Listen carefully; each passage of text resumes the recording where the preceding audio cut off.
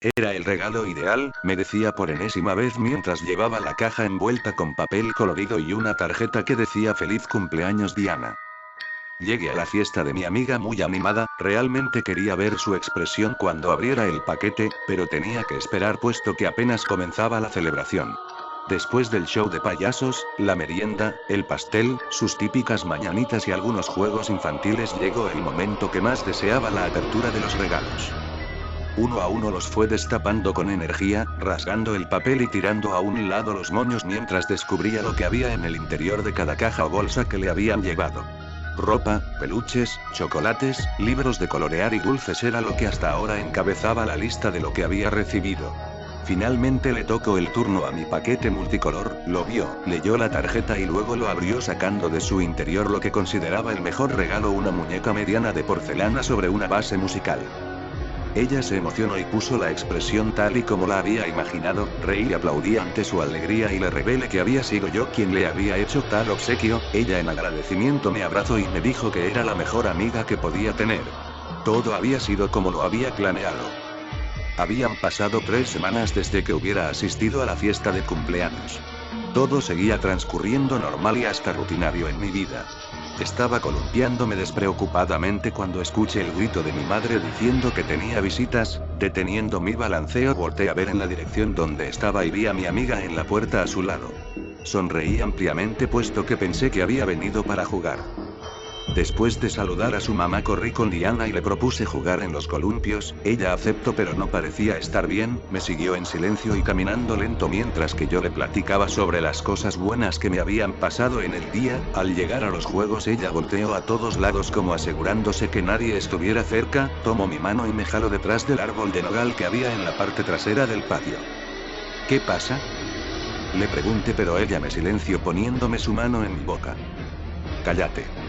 Ella podría oírnos, me dijo en un susurro. La miré sin entender nada. ¿Ella quién?, le volví a preguntar imitando su tono de voz al quitar su mano. La muñeca que me regalaste, ella está viva, es mala, me dijo a pausas mientras seguía observando a los alrededores.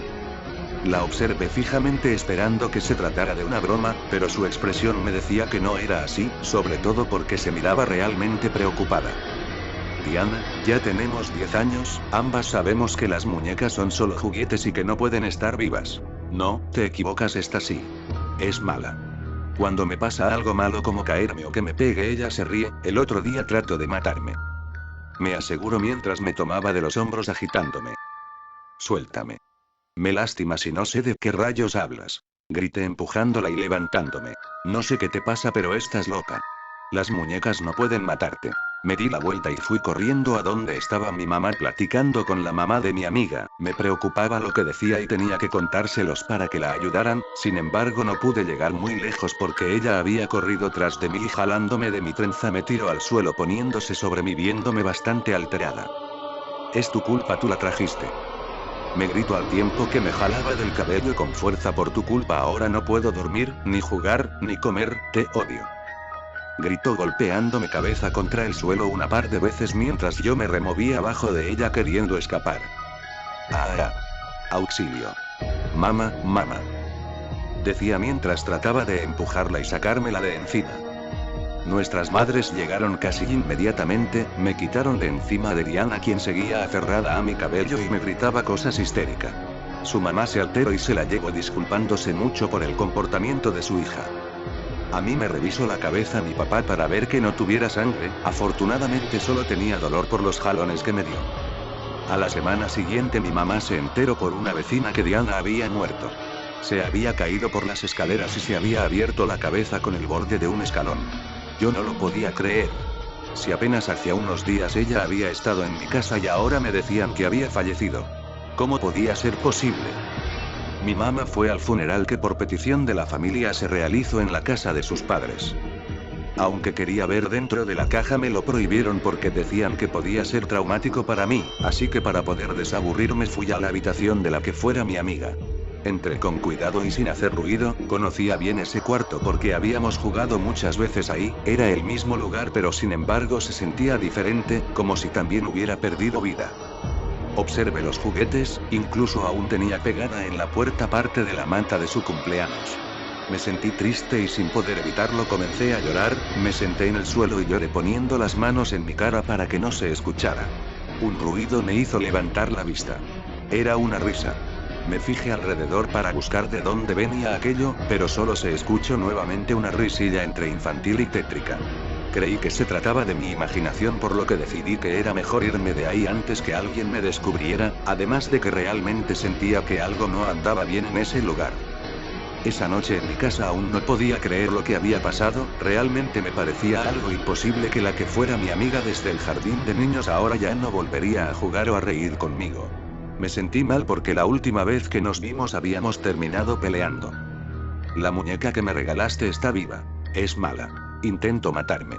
Recordé de pronto esas palabras y me senté de golpe en la cama. ¿Acaso era posible que no? No podía ser así. La muñeca no podía haber sido la causante de la muerte de Diana.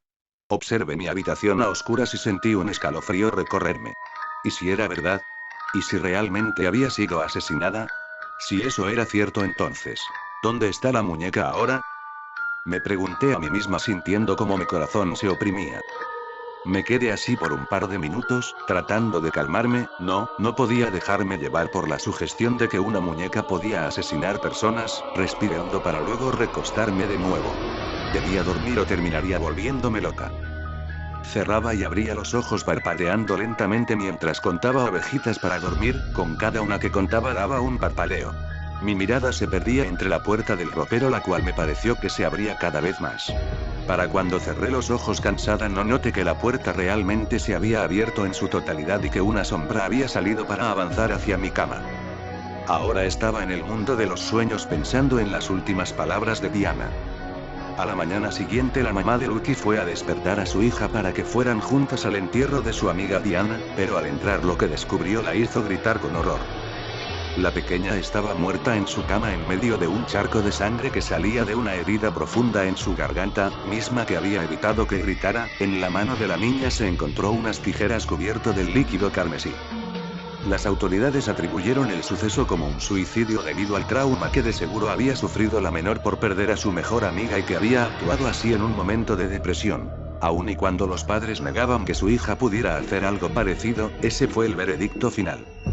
Después del entierro de ambas pequeñas, ya que fueron sepultadas el mismo día, el velador del cementerio comentó que algunas veces durante la noche se podía escuchar una melodía de caja musical parecido a una risa infantil proveniente del lugar donde se encontraban las lápidas de dos niñas, pero que al buscar la causa solo logró encontrar una muñeca de porcelana hecha pedazos sobre estas sin saber quién la había dejado ahí.